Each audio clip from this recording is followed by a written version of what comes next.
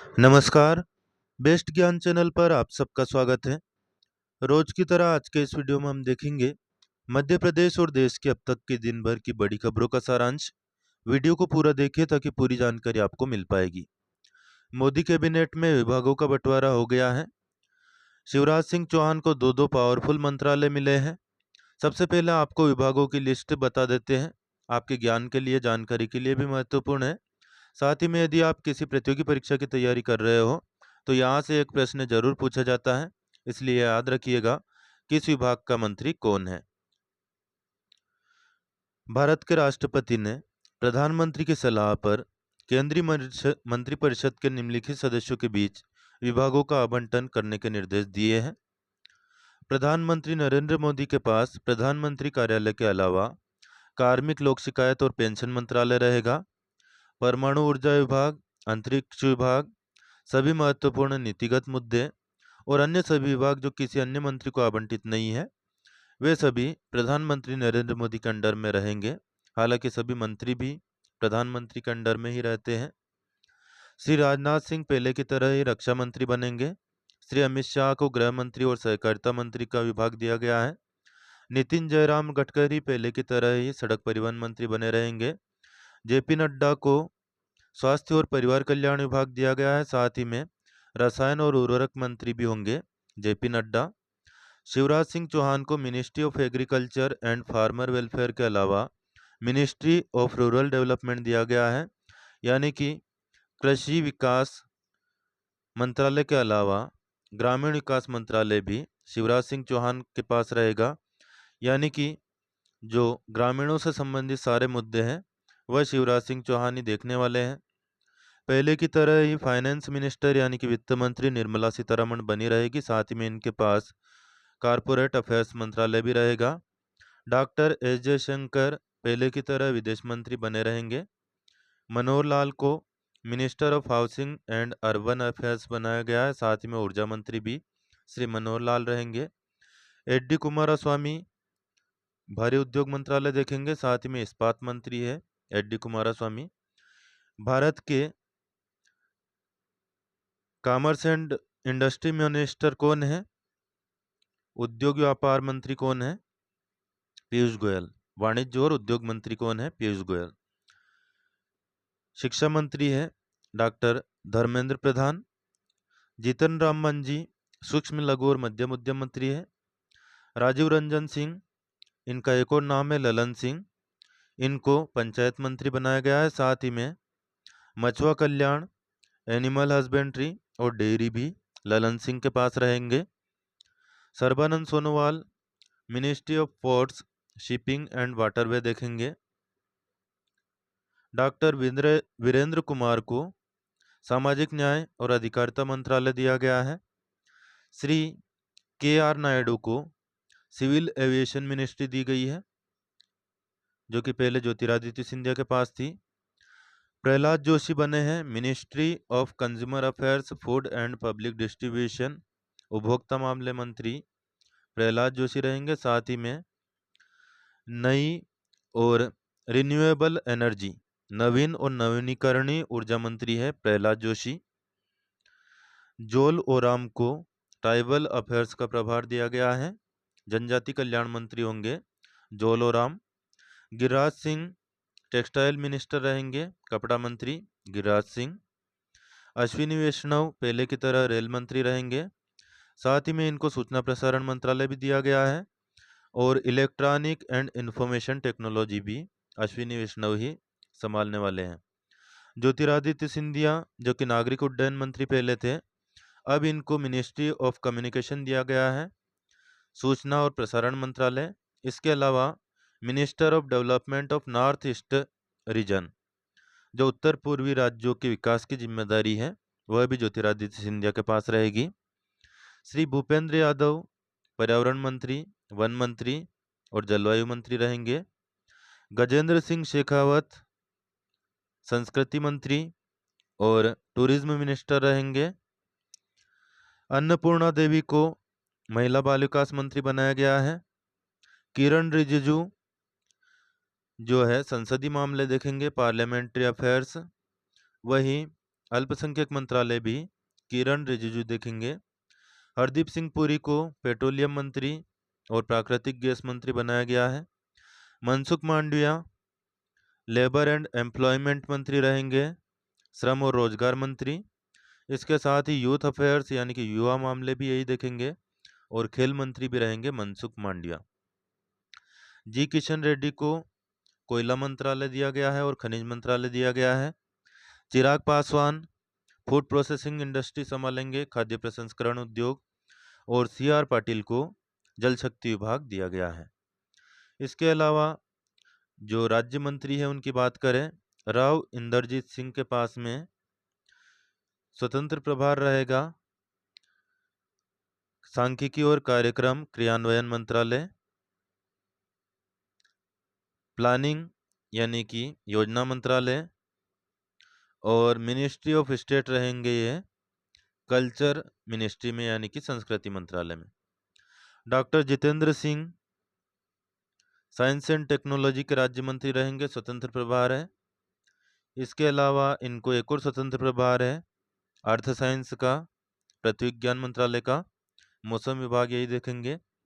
इसके अलावा minister of state in the prime minister office रहेंगे Jitendra Singh. Minister of state in the ministry of personnel public grievances and pension में भी रहेंगे। Minister of state रहेंगे ये एटॉमेटिक एनर्जी में भी, और मिनिस्टर ऑफ स्टेट रहेंगे डिपार्टमेंट ऑफ स्पेस, यानी कि प्रधानमंत्री जो विभाग देखेंगे उनमें राज्य मंत्री रहेंगे जितेंद्र सिंह।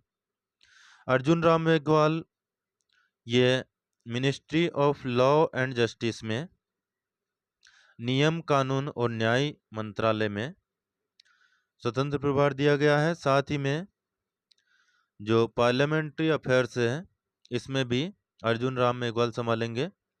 श्री जादव प्रताप राव गणपत राव इनको ministry of state independent charge of the ministry of Ayush दिया गया है। साथ ही में हेल्थ एंड फैमिली वेलफेयर यानी कि स्वास्थ्य और परिवार कल्याण मंत्रालय भी इनके पास है। श्री जयंत चौधरी के पास में है इंडिपेंडेंट चार्ज स्किल डेवलपमेंट यानी कि कौशल विकास और उद्यमिता मंत्रालय का।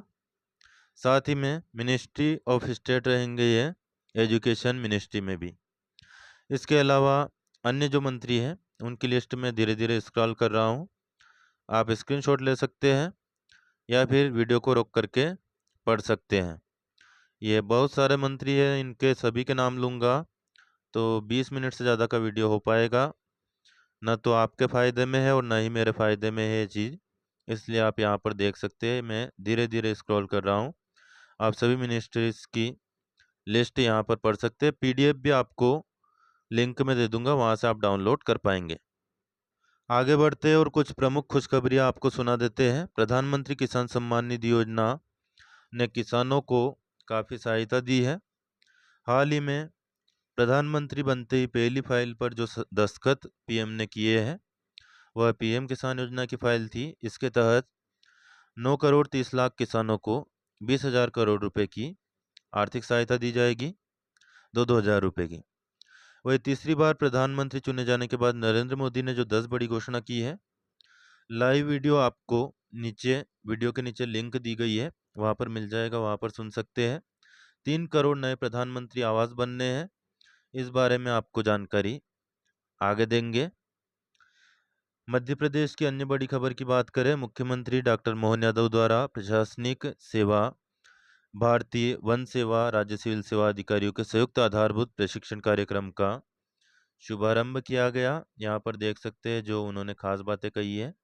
उन्होंने कहा कि हम समाज के सेवक हैं, सरकार के नहीं।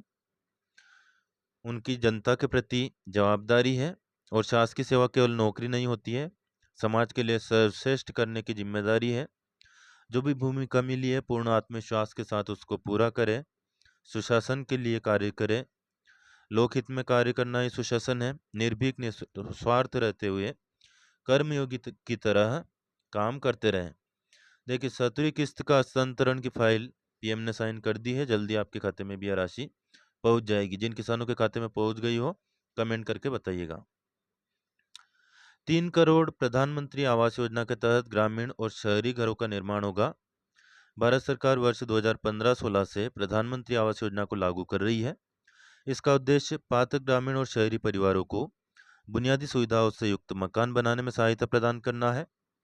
प्रधानमंत्री आवास योजना के तहत आवासीय योजनाओं के अंतर्गत पिछले 10 साल के दौरान पात्र गरीब परिवारों के लिए कुल 4 करोड़ 21 लाख मकान बनकर तैयार हो चुके हैं। इन आवासों में घरेलू शौचालय, एलपीजी कनेक्शन, बिजली कनेक्शन, सक्रिय घरेलू नल कनेक्शन आदि बुनियादी सुविधाएं भी प्रदान की जाती है। आज केंद्रीय मंत्रिमंडल की बैठक में निर्णय लिया गया कि पात्र परिवारों की संख्या में बढ़ोतरी से पैदा हुई आवास की जरूरतों को पूरा करने के लिए 3 करोड़ अतिरिक्त ग्रामीण और शहरी परिवारों को मकान के निर्माण के लिए सहायता प्रदान की जाएगी। नरेंद्र मोदी ने तीसरी बार प्रधानमंत्री का पदभार संभालते ही किसान सम्मान निधि की 17वीं किस्त जारी की है।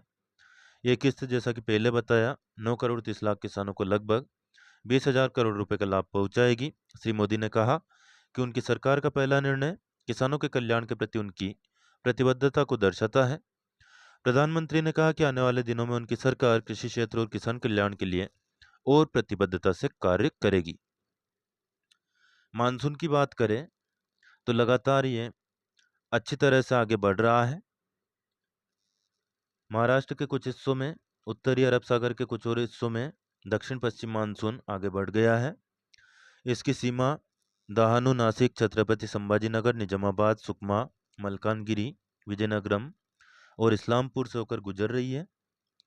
एक ट्रप के रूप में समुद्र तल से 5.8 किलोमीटर की ऊंचाई पर पश्चिमी क्षोभ स्थित है।